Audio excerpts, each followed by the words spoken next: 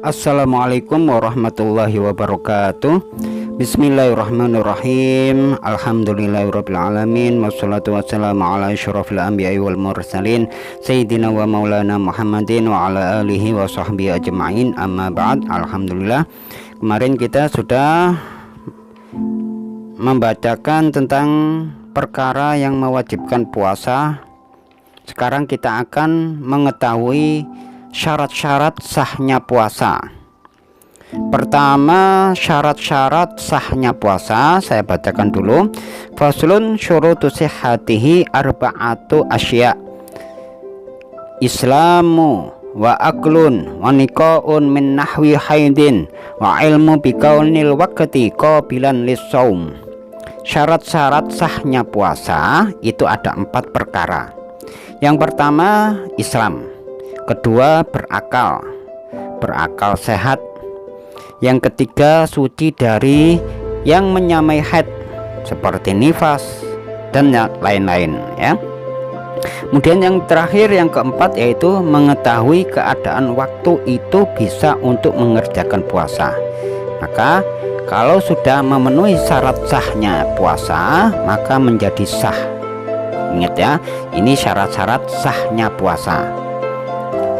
Beda dengan syarat wajib puasa. Jadi kalau sudah mencapai 4 perkara ini, maka menjadi sah puasanya ya. Yang pertama apa tadi?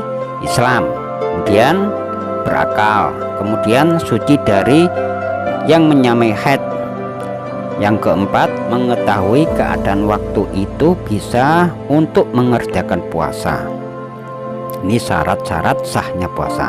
Nah, sekarang kita membahas syarat wajib puasa. Ingat yang tadi syarat-syarat sahnya puasa, sekarang syarat wajib puasa. Jadi orangnya wajib untuk melakukan puasa. Apa saja yang menyebabkan dia wajib berpuasa? Faslun syurutu wujubihi khamsatu asya. Islamun wa taklifun wa itaqatun wa sihhatun wa iqamatun. Yang artinya syarat-syarat wajib puasa itu ada 5, yaitu yang pertama adalah beragama Islam. Kalau bukan Islam maka tidak diwajibkan untuk berpuasa. Yang wajib adalah hanya orang Islam. Kemudian yang kedua adalah taklif. Apa itu taklif?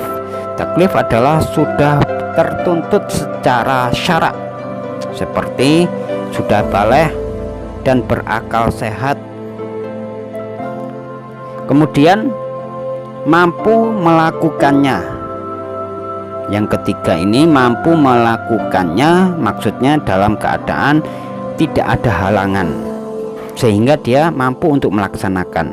Entah itu karena sakit atau yang lain, atau karena sesuatu hal yang menyebabkan dia itu menjadi terganggu.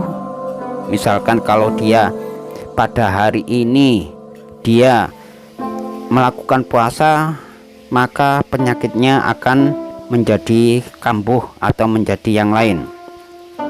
Kemudian yang keempat, sehat. Harus dalam keadaan sehat, yaitu maksudnya yaitu seperti yang nomor 3 tadi, mampu melakukan atau melaksanakan.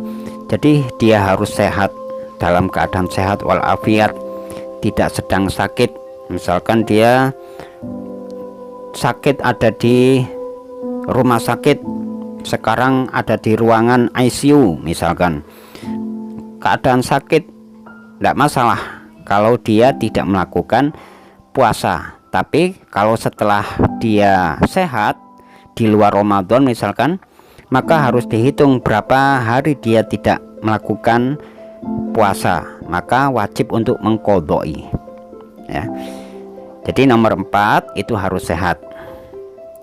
Kemudian yang kelima, yang terakhir, yaitu tinggal.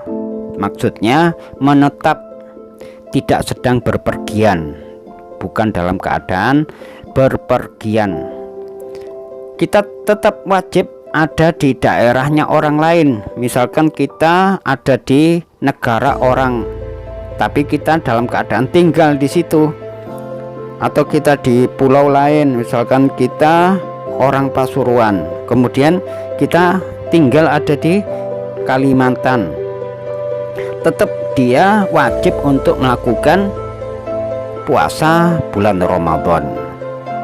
Karena apa? Karena tidak sedang berpergian, ya.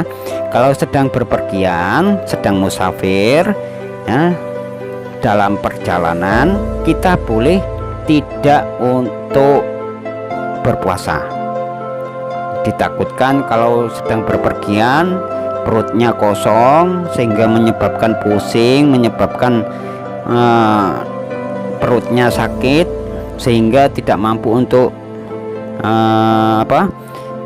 mengendarai kendaraan, menyebabkan hal-hal yang negatif. Misalkan kalau dalam keadaan berpuasa dia menjadi badannya lemas sehingga menyebabkan kematian misalkan di tengah perjalanan. Nah, orang seperti ini boleh tidak berpuasa, tapi tetap nanti kalau sudah dia menetap di suatu tempat maka harus berpuasa, ya. Nah, adapun yang tertinggal misalkan dalam 1 bulan penuh itu ada yang tertinggal misalkan 3 hari 4 hari, yang tertinggal karena uzur, tidak mampu melakukan, tidak mampu melaksanakan puasa pada hari itu, harus dihitung. Ketika di luar Ramadan wajib untuk mengqodoi, istilahnya membayar, ya, seakan-akan kita itu hutang. Nah, itu adalah pembahasan kita tentang syarat-syarat sahnya puasa dan syarat wajib berpuasa, ya. Karena orang Islam ini seakan-akan diwajibkan untuk masuk surga, dipaksa oleh Allah untuk masuk ke dalam surganya Allah, apalagi umatnya Nabi Muhammad SAW. Sampai-sampai Allah Subhanahu wa Ta'ala, sebagaimana yang kita baca kemarin, qala Nabi sallallahu alaihi wasallam, qala Allah Ta'ala as-saumu li wa ana ajzi'u bihi. Nabi Shallallahu Alaihi Wasallam telah bersabda, Allah Ta'ala telah berfirman dalam hadis qudsinya, puasa itu bagiku dan akulah yang langsung membalasnya. Nah, jadi Allah sendiri yang langsung membalas orang yang melakukan puasa, karena puasa itu hanya kepada Allah, ya, khusus. Ibadah puasa ini khusus hanya kepada Allah. Sebab apa? Sebab bisa jadi orang tadi itu kelihatannya berpuasa di hadapan orang lain, di hadapan manusia, kelihatannya berpuasa, tidak makan, tidak minum, tapi di luar lingkungan manusia, ketika ada di dalam kamar misalkan singitan, ya, di dalam kamar atau di dalam kamar mandi, dia makan secuil pun itu sudah batal, mulai dari terbitnya matahari hingga terbenamnya matahari. Itu berpuasa tidak melakukan hal-hal yang dapat membatalkan. Jadi puasa itu hanya untuk Allah, karena Allah sendiri yang akan membalasnya. Dan orang yang berpuasa pun kalau dia melakukannya, maka dosa-dosanya akan terampuni, ya, terampuni oleh Allah, dosa-dosanya yang telah berlalu dan yang akan datang, sehingga dia matinya dalam keadaan tidak membawa dosa. Nah, ini kelebihan daripada orang yang berpuasa.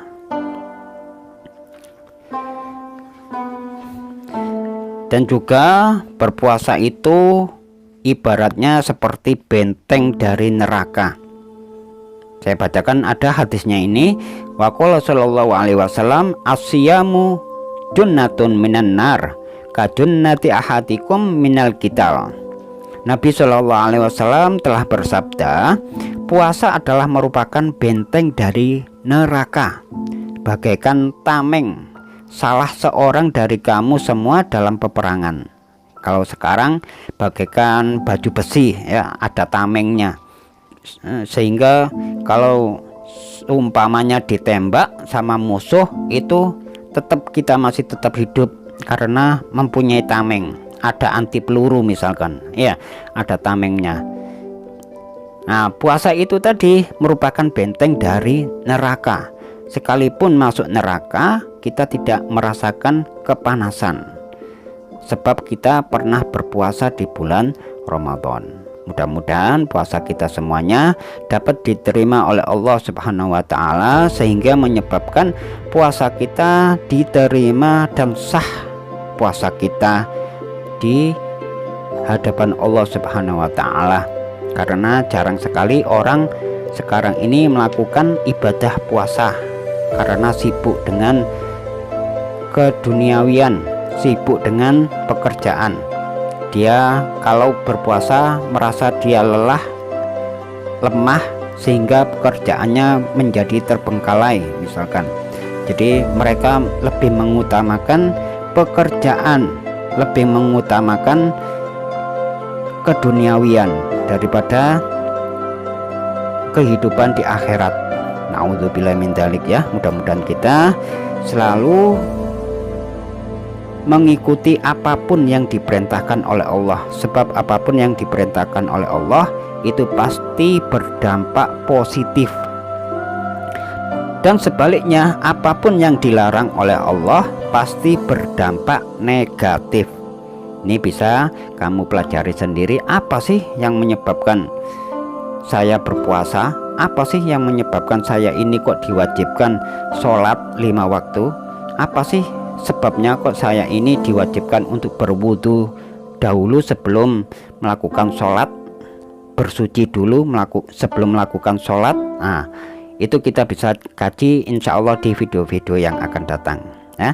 Mungkin ini saja yang dapat saya sampaikan, mudah-mudahan bermanfaat bagi kita semuanya, dan puasa-puasa kita dan keluarga-keluarga kita dapat diterima oleh Allah, sehingga kita termasuk orang-orang yang diridhoi oleh Allah dan dimasukkan ke surganya Allah dan dijauhkan dari nerakanya Allah Subhanahu wa Ta'ala.